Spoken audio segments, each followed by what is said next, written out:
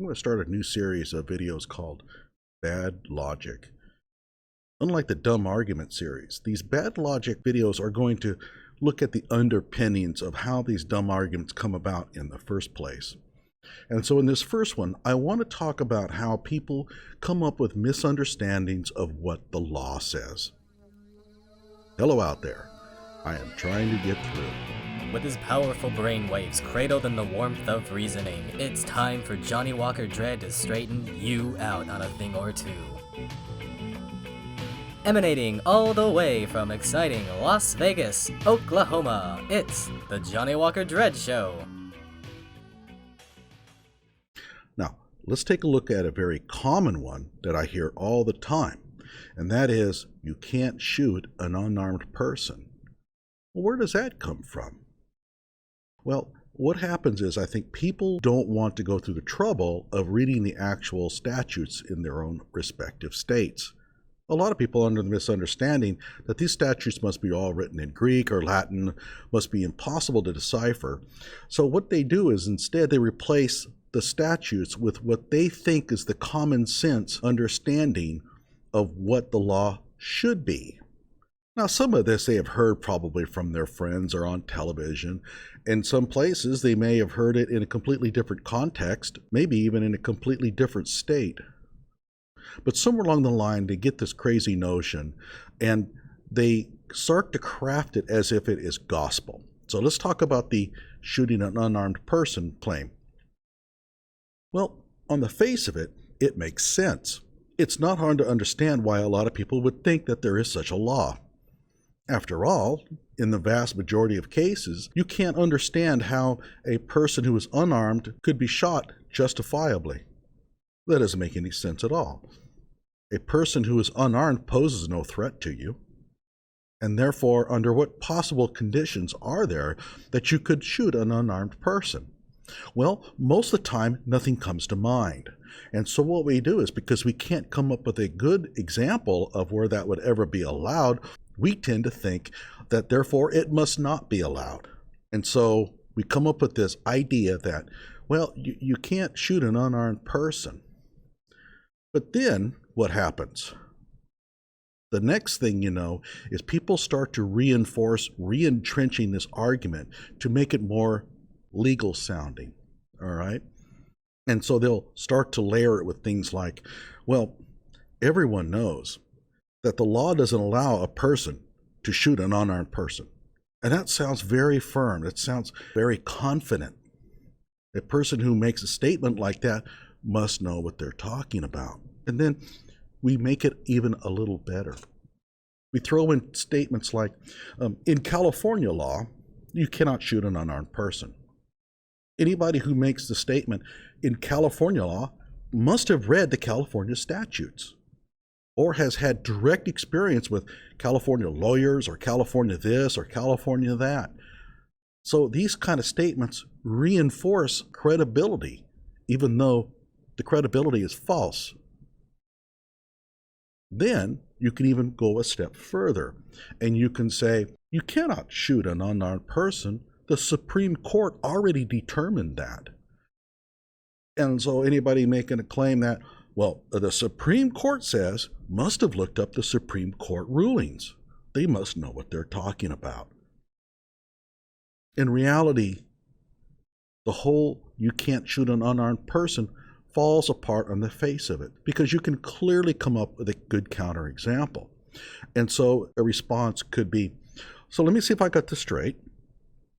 You have a little old lady, and she's riding in her wheelchair down the sidewalk, and a 300-pound brute walks up to her and starts assaulting her. He's maybe unarmed, right? But he's 300 pounds. He's really big. I tell you what, let's make it even better. There's 4 or 5 people coming along, and they're beating on her. None of them are armed. You're saying that she couldn't pull out a gun and defend herself? What if she has a knife and she uses that knife? Remember, she can't get out of the wheelchair. She's disabled. And there's 5 of them. And she pulls out a knife and stabs one of them and the rest run off. You're saying that that is Murder? And of course, the response would be, well, now that's different. Well, wait a minute. It's different? You just got done saying that you cannot shoot an unarmed person. There were no qualifiers. That statement, on the bare face of it, has a problem. And so they'll try to talk themselves out. They'll try to say there are some exceptions here and there. In reality, they just don't understand what the law says. There is no state in the Union that makes a claim that you can never shoot an unarmed person. And if you think there is, by all means, post it down in the comments below. I'll check it out. You'll be wrong. But so you see how this works, though.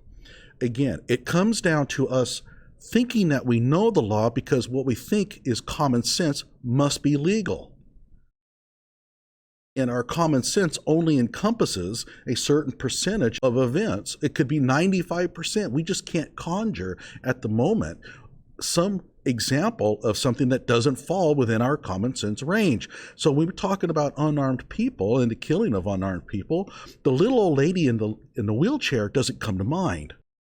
And therefore, since all of the examples that we have in our mind seem to fit with this narrative of shooting an unarmed person is really bad, we make the next leap and say that shooting of unarmed people must be illegal.